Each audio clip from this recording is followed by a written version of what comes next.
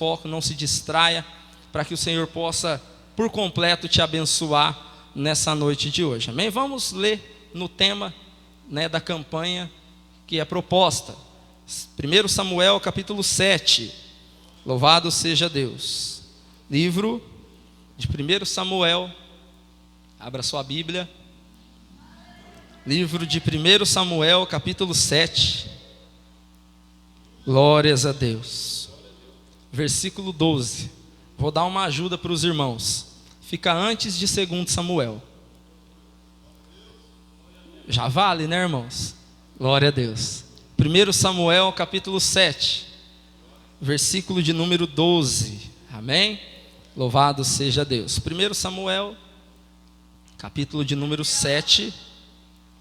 Versículo de número 12. Louvado seja Deus. Fica entre Ruth e 2 Samuel. 1 Samuel capítulo 7, versículo 12. Todos encontraram, diga amém. Então tomou Samuel uma pedra e a pôs entre Mispa e Sem, e chamou o seu nome Ebenezer, e disse: até aqui nos ajudou o Senhor. Amém? Pode se sentar em nome de Jesus. Desocupa suas mãos e dá uma salva de palmas bem alegre, que glorifica e exalta o nome do Senhor Jesus. Amém? Louvado seja Deus. Irmãos, preste bastante atenção na palavra do Senhor.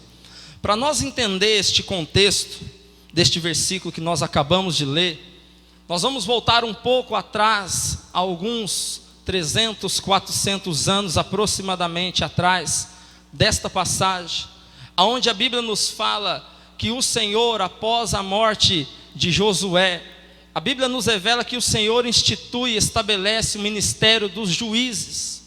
E a Bíblia nos informa que neste período de aproximadamente 300 anos, Israel viveu momentos de altos e baixos. Ora, Israel estava agradando ao Senhor, se dedicando a fazer a vontade do Senhor. Contrapartida, passava-se alguns momentos, alguns anos, Israel voltava em uma decadência moral. Passava-se esse período de decadência, Israel voltava a agradar ao Senhor novamente. E ficou aproximadamente no período dos juízes, por aproximadamente durante 13 anos, nesse alto e baixo. E a Bíblia nos revela que o último dos juízes, e também profeta e sacerdote por nome Samuel, a Bíblia nos revela que já nos tempos, quando os filisteus eram inimigos número 1 da nação de Israel, a Bíblia nos revela que os filisteus se levantaram contra o povo de Deus, a nação de Israel, o povo escolhido, o povo eleito. E a Bíblia nos fala que em uma pequena batalha, em uma pequena investida, a Bíblia nos revela que Israel perde a batalha para os filisteus. Aproximadamente 4.000 homens naquela batalha foram abatidos. E a Bíblia nos mostra que aqueles que sobreviveram voltaram para o acampamento, lamentando e dizendo: o Senhor nos puniu, o Senhor se esqueceu de nós, o Senhor não está conosco.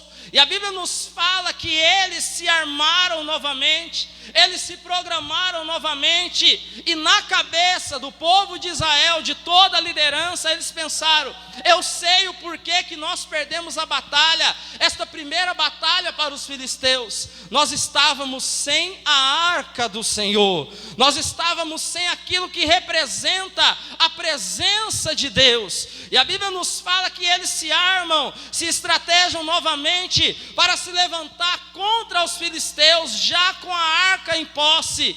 E a Bíblia nos fala que quando eles vão pelejar contra os filisteus, a Bíblia nos revela que, contrapartida da primeira batalha, a segunda batalha foi muito pior, muito mais sangrenta. A Bíblia nos fala que 30.000 homens de pé caíram por terra naquela batalha diante dos filisteus. E aí talvez nós, olhando para esta palavra, nós começamos a ter alguns questionamentos diante da presença de Deus. Primeira coisa, quem estava estava pelejando era um povo escolhido. Quem estava se levantando contra os filisteus era um povo a qual Deus tinha feito uma aliança, a qual Deus tinha feito um pacto, a qual Deus tinha se aliançado com eles. Em segunda questão, a Bíblia nos fala que este povo, na segunda investida, quando eles foram para se levantar contra os filisteus, eles estavam na época com o símbolo máximo, que era a arca da aliança,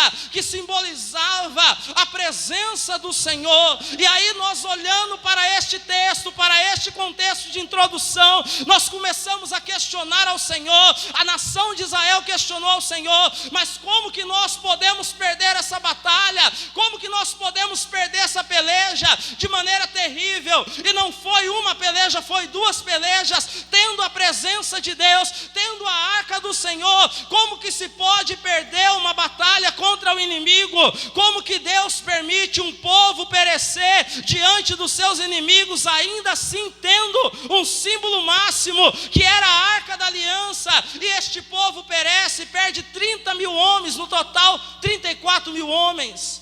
Eu quero te dizer nessa noite de hoje, que nós temos que entender que o fato de nós estarmos caminhando na presença de Deus, o fato de nós estarmos vindo na igreja, o fato de nós figurarmos como cristãos, isso não assusta o nosso adversário, isso não assusta o nosso inimigo, isso não faz diferença quando chega o momento de nós pelejarmos, quando chega o momento de nós batalharmos. A Bíblia nos fala que eles estavam com a presença de Deus, com a arca do Senhor, mas cada um que ali estava vivendo uma vida de idolatria, estava vivendo uma vida errada diante da presença de Deus. Eu quero te dizer nessa noite de hoje, que o que te assegura para você vencer todas as batalhas, não é o fato de você vir na igreja, mas é o fato de você ter uma vida com Deus diariamente, 24 horas por dia.